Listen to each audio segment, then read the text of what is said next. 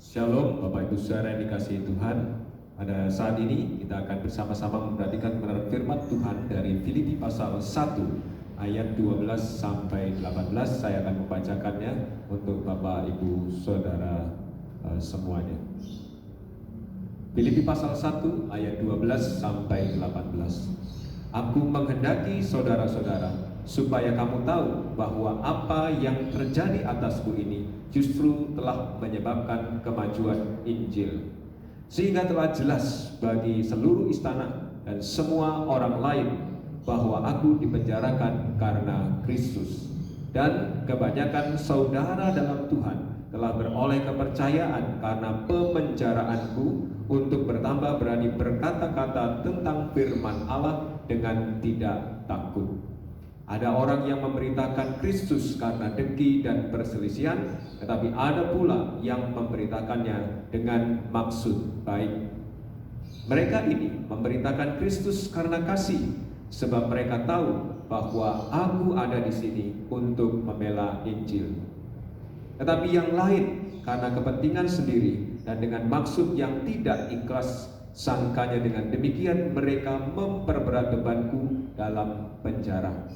Tetapi tidak mengapa, sebab bagaimanapun juga Kristus diberitakan, baik dengan maksud palsu maupun dengan jujur. Tentang hal itu aku bersukacita dan aku akan tetap bersukacita. Mari kita berdoa minta pimpinan Tuhan. Bapa kami yang bertakhta di dalam surga, kami mohon pimpinan-Mu untuk dapat memahami firman Tuhan. Roh Kudus-Mu berkarya atas pikiran, hati, dan seluruh keberadaan kami, sehingga kami boleh menikmati firman Tuhan, memberkati kami, memperbarui hidup kami. Di dalam nama Tuhan kami Yesus Kristus yang mengasihi kami mohon pimpinan. Haleluya, amin.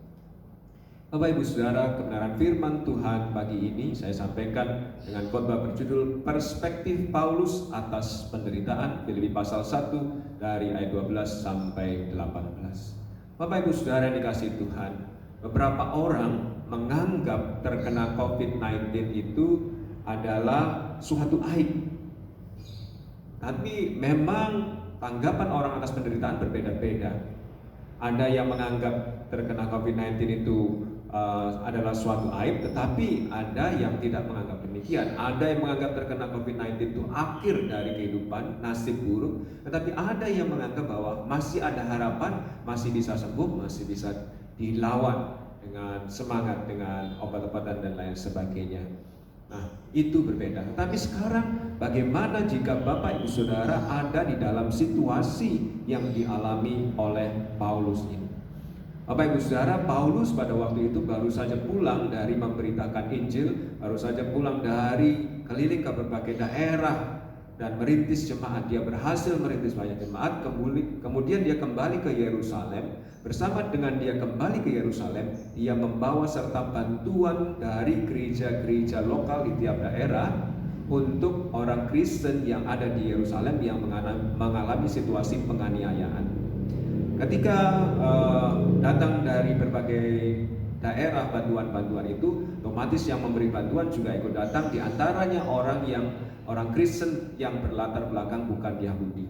Di antaranya ada yang bernama Trofimus dari Efesus, dia orang bukan Yahudi.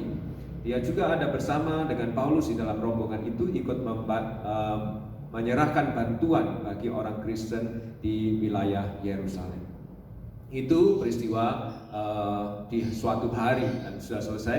Kemudian Paulus bertemu dengan tokoh-tokoh agama Kristen pada waktu itu, termasuk di dalamnya ada Yakobus, saudara tiri Yesus Kristus.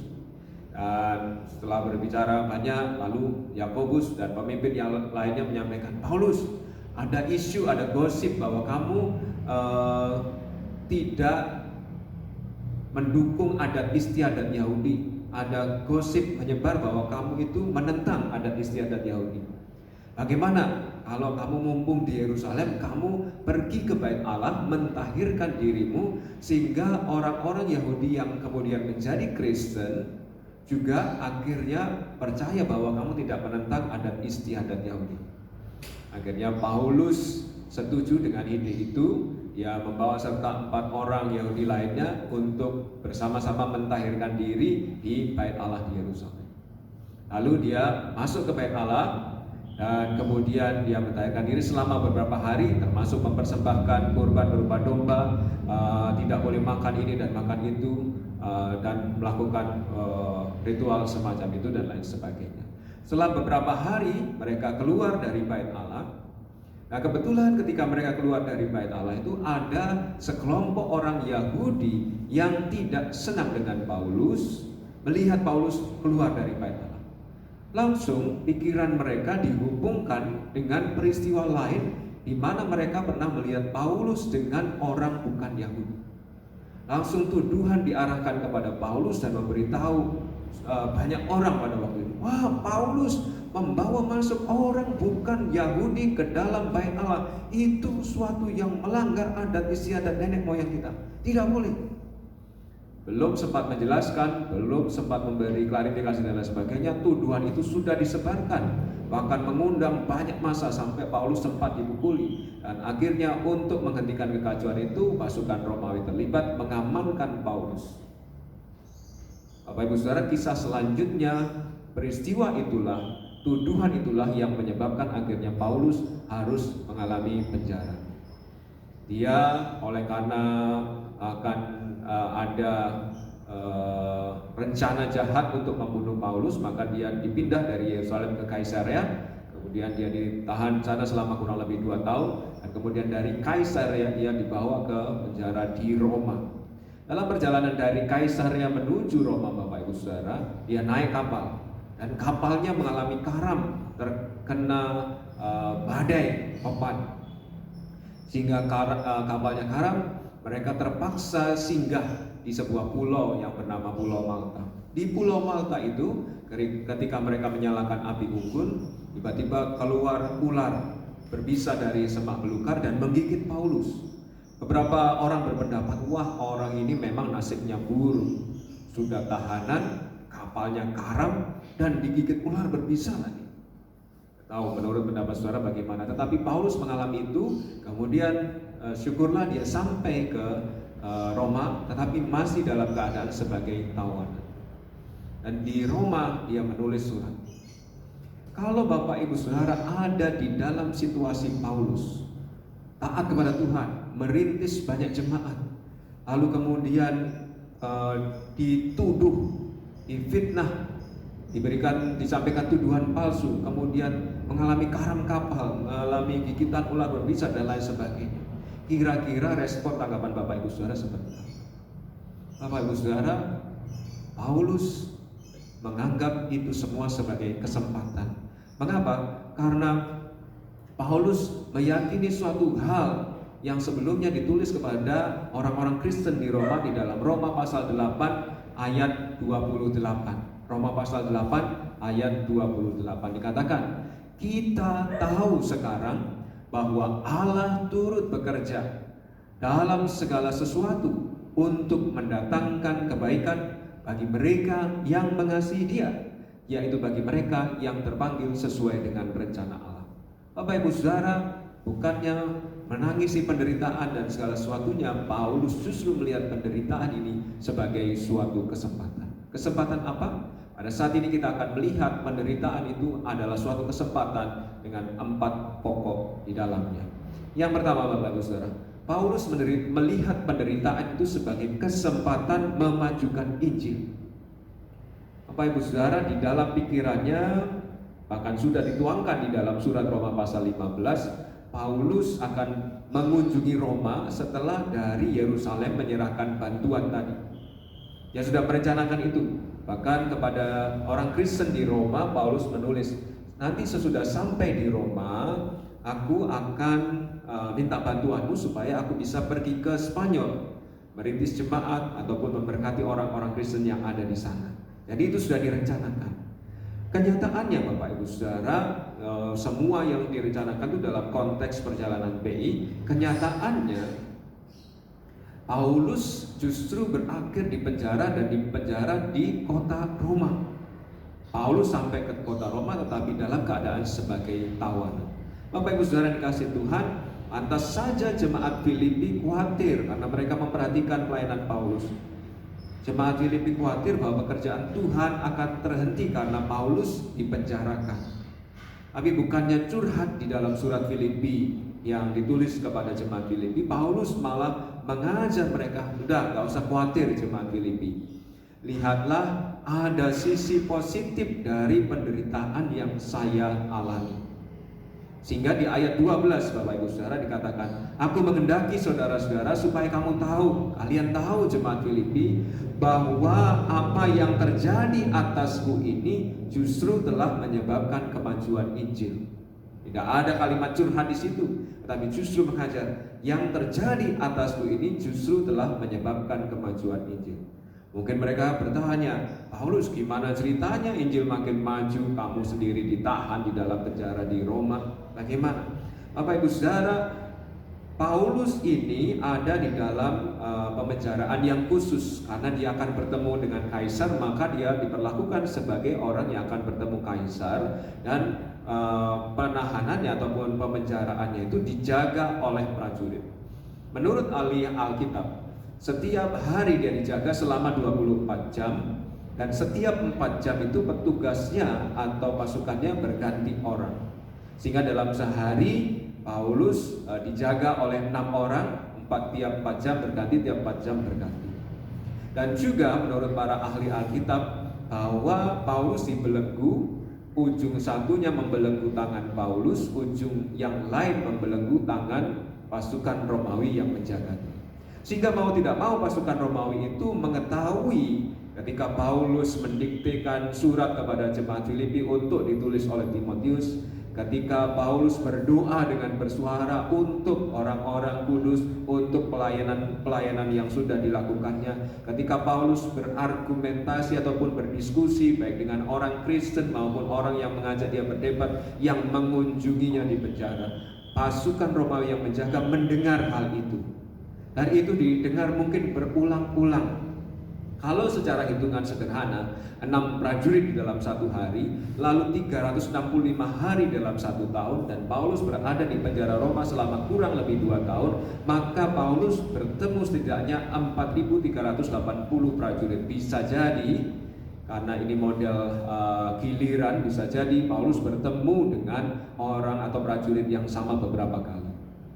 Bapak Ibu Saudara, para prajurit ini merupakan pasukan khusus yang bekerja juga di istana kaisar, dan beberapa di antara mereka mendapat promosi untuk menduduki jabatan di istana, pejabat penting di istana.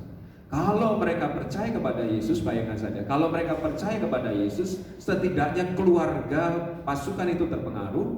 Lebih jauh lagi, tempat dia bekerja di dalam istana terpengaruh juga. Sehingga tidak heran di ayat 13 Bapak Ibu Saudara dituliskan, sehingga telah jelas bagi seluruh istana dan semua orang lain bahwa aku dipenjarakan karena Kristus. Bapak Ibu Saudara, itu ternyata penginjilan yang disampaikan Paulus berhasil, bahkan masuk sampai ke wilayah istana. Yang tadinya penginjilan mungkin tidak sampai berhasil masuk ke wilayah istana kaisar, dengan justru Paulus dibawa ke penjara, dipenjarakan di wilayah Roma, itu justru Injil masuk ke istana kaisar. Sehingga Filipi pasal 4 ayat 22 memberitahu kita, salam kepadamu dari segala orang kudus, khususnya dari mereka yang di istana kaisar. Surat Filipi belum sampai kepada jemaat Filipi, tetapi Paulus sudah berhasil merintis jemaat di wilayah Roma, dan di dalamnya ada orang-orang istana kaisar. Bayangkan saudara, ini pekerjaan Tuhan, dan inilah kemajuan Injil yang dilakukan melalui Paulus. Bapak Ibu Saudara, hidup Paulus juga dikatakan mempertontonkan atau menunjukkan Kristus dari perkataan, perbuatan, tingkah lakunya yang dilihat oleh pasukan Romawi yang menjaga dia selama giliran 4 jam, 24 jam sehari, dan kurun waktu 2 tahun. Sehingga ayat 13 memberitahu bahwa aku dipenjarakan karena Kristus. Orang berpendapat bahwa Paulus dipenjarakan karena Kristus bukan karena maling, bukan karena korupsi, bukan karena ini dan itu, tapi karena Kristus. Bapak Ibu Saudara, kalau Bapak Ibu Saudara pernah mengikuti khotbah atau renungan saya pernah atau sering menyampaikan ilustrasi botol. Botol itu kalau dipencet maka yang keluar adalah sesuai isinya. Kalau botol kecap maka yang keluar kecap. Kalau botol palpi oren, maka yang keluar palpi oren. Nah, seandainya penderitaan atau ujian atau tekanan atau penjara ini diumpamakan sebagai tekanan, maka itu seperti menekan hidup Paulus. Yang keluar dari hidup Paulus adalah Kristus, karena di dalam dirinya ada Kristus. Paulus menunjukkan Kristus. Bapak Ibu Saudara dikasih Tuhan, kalau kita sedang menderita saat ini, katakanlah kita terlockdown, menderita oleh karena wabah corona ini, maka tidak perlu sedih terlalu lama. Ini kesempatan menunjukkan Kristus di dalam diri kita. Tekanan kesempatan adalah kesempatan untuk menunjukkan apa yang ada di dalam diri kita. Apakah keluarga kita, orang-orang di sekitar kita melihat Kristus di dalam diri kita? Gunakan ini sebagai kesempatan memajukan Injil. Bagaimana Pak? Pengaruhi keluargamu, pengaruhi suami, istri, anakmu untuk melihat Kristus sehingga mereka makin percaya kepada Kristus. Kalau di dalam rumah mereka melihat Kristus ada di dalam diri Bapak Ibu Saudara, pastilah mereka terpengaruh. Apalagi dalam kurun waktu yang lama, pastilah mereka terpengaruh. Kesempatan bagi Paulus, penderitaan adalah kesempatan untuk memajukan Injil. Yang kedua, bagi Paulus penderitaan juga kesempatan menguatkan orang lain. Karena di wilayah Roma itu sudah ada orang Kristen. Paulus bermaksud mengunjungi mereka sehingga menulis surat Roma untuk rencana kunjungannya ke Roma. Tapi yang terjadi justru sebaliknya. Paulus sekarang memang ada di Roma tetapi di penjara, dan yang mengunjungi penjara adalah orang Kristen di Roma. Ketika mereka berkunjung, mereka merasakan, oh begini ya, ternyata Paulus baik-baik saja. Sehingga ayat 14 memberitahu kita, dan kebanyakan saudara dalam Tuhan telah beroleh kepercayaan karena pemenjaraanku, untuk berani berkata-kata tentang firman Allah dengan tidak takut. Tadinya mereka tidak berani. Setelah melihat Paulus baik-baik saja, mereka menjadi berani. Oh, tidak apa-apa, kita harus berani, sama seperti Paulus, berani. Bapak Ibu Saudara, penderitaan kita kadang memang diizinkan Tuhan supaya dari situ kita bisa menguatkan saudara seiman kita. Kalau kita mengalami penderitaan, jangan sedih terlalu lama. Carilah cara, pikirkan dan usahakan bahwa penderitaan itu bisa menjadi kekuatan untuk menolong saudara seiman kita.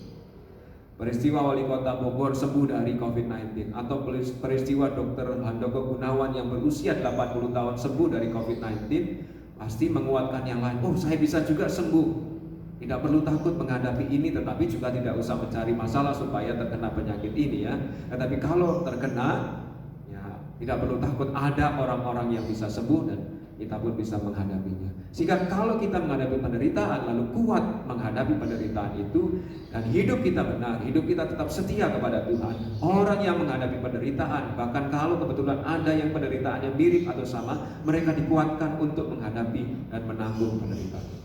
Penderitaan kita adalah kesempatan menguatkan saudara seiman kita. Penderitaan bagi Paulus juga kesempatan untuk mengetahui teman sejati. Di antara orang-orang Kristen dan hamba-hamba Tuhan di Roma itu ada perbedaan tanggapan. Ada yang tidak suka dengan Paulus. Dikatakan ayat 15, ada orang yang memberitakan Kristus karena dengki dan perselisihan, tetapi ada pula yang memberitakannya dengan maksud baik. Ayat 16, mereka ini memberitakan Kristus karena kasih, sebab mereka tahu bahwa aku ada di sini untuk membela Injil. Ayat 17, tetapi yang lain karena kepentingan sendiri dengan maksud yang tidak ikhlas, sangkanya dengan demikian mereka memperberat bebanku dalam penjara. Bapak Ibu Saudara, rupanya yang tidak suka dengan Paulus karena Paulus populer, Paulus sukses, mereka ingin menyamai Paulus, tidak suka dengan Paulus, maka mereka tetap memberitakan Kristus, tetapi dengan motivasi dengki atau iri akan keberhasilan dan kepopuleran Paulus. Mereka ingin meraih lebih banyak pengikut mumpung Paulus ada di penjara. Tetapi ada juga dengan maksud perselisihan, karena ketika mereka memberitakan Kristus sambil menjelekkan Paulus agar mereka terlihat baik, lalu orang mengikuti mereka. Inilah kenyataannya di dalam dunia pelayanan pun ada hamba Tuhan yang bisa saja saling menjelekkan dan lain sebagainya. Terjadi pada masa Paulus. Tetapi ada juga yang memberitakan Injil dengan motivasi yang tulus, baik karena mereka mengasihi Paulus dan ingin menjangkau sebanyak mungkin orang bagi Kristus, memperluas pekerjaan Kristus. Sehingga Bapak Ibu Saudara, bagi Paulus kesempatan menderita itu, dia tahu, oh ini teman saya yang sejati, oh ini ya teman numpang-numpang tenar atau mengambil keuntungan dari penderitaan saya. Demikian juga kita mengetahui Bapak Ibu Saudara, ketika kita menderita, kita tahu teman sejati kita. Biasalah kalau kita ganteng, kita cantik, kita kaya, kita populer, ada banyak orang mendekat. Tetapi ada peribahasa menuliskan, ada uang abang sayang, tidak ada uang abangku tendang. Sehingga Bapak Ibu Saudara, penderitaan itu bisa kita syukuri karena dari situ kita tahu teman kita yang sejati. Dan kalau punya teman sejati, peliharalah. Jangan sia-siakan, jagalah hubungan baik dengan teman sejati itu yang tetap support saudara meskipun saudara dalam keadaan terpuruk. Penderitaan bagi Paulus juga merupakan kesempatan untuk melatih bersukacita dalam segala keadaan. Meski ada orang yang mengambil keuntungan dari pemenjaraan, Paulus tetap bersukacita. Dikatakan di ayat 18, tetapi tidak mengapa. Sebab bagaimanapun juga Kristus diberitakan, baik dengan maksud palsu maupun dengan jujur. Tentang hal itu aku bersukacita dan aku akan tetap bersukacita. Bapak Ibu Saudara, Paulus tetap bersukacita karena intinya bagi Paulus, Kristus tetap diberitakan. Dia tidak terlalu peduli orang mau motivasinya buruk, mau cari keuntungan dan lain sebagainya, urusan mereka dengan Tuhan. Yang penting Kristus diberitakan.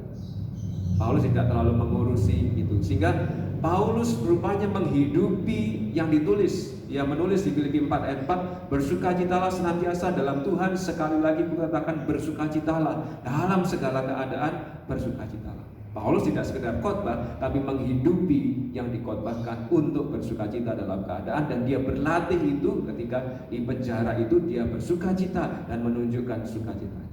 Bapak Ibu Saudara, jika Bapak Ibu Saudara saat ini sedang menderita, carilah cara bersukacita. Misalnya berdoa, itu membuat kita bersukacita. Misalnya memuji Tuhan, menolong kita bersukacita. Misalnya terlibat dalam pelayanan, itu membuat kita teralihkan dari penderitaan kita kepada Tuhan, karena kita melayani Tuhan. Berbagi berkat, karena memang lebih berbahagia memberi daripada menerima. Ketika kita berbagi berkat, kita menjadi bahagia. Atau kita berusaha melihat dan bersyukur atas apa yang kita miliki, itu membuat kita berbahagia. Kalau kita melihat yang tidak kita miliki, itu membuat kita mengeluh dan tidak bersyukur. Tapi kalau kita melihat yang kita miliki dan lalu melatih kita bersyukur, maka kita akan berbahagia.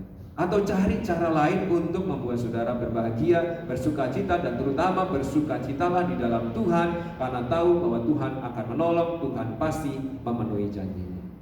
Sebagai penutup, Bapak Ibu Saudara, orang Kristen itu hidupnya di dunia itu seperti di dalam akuarium, dilihat oleh banyak orang, sedang dilihat oleh dunia, terutama mereka melihat bagaimana sih cara orang Kristen, orang percaya menghadapi penderitaan.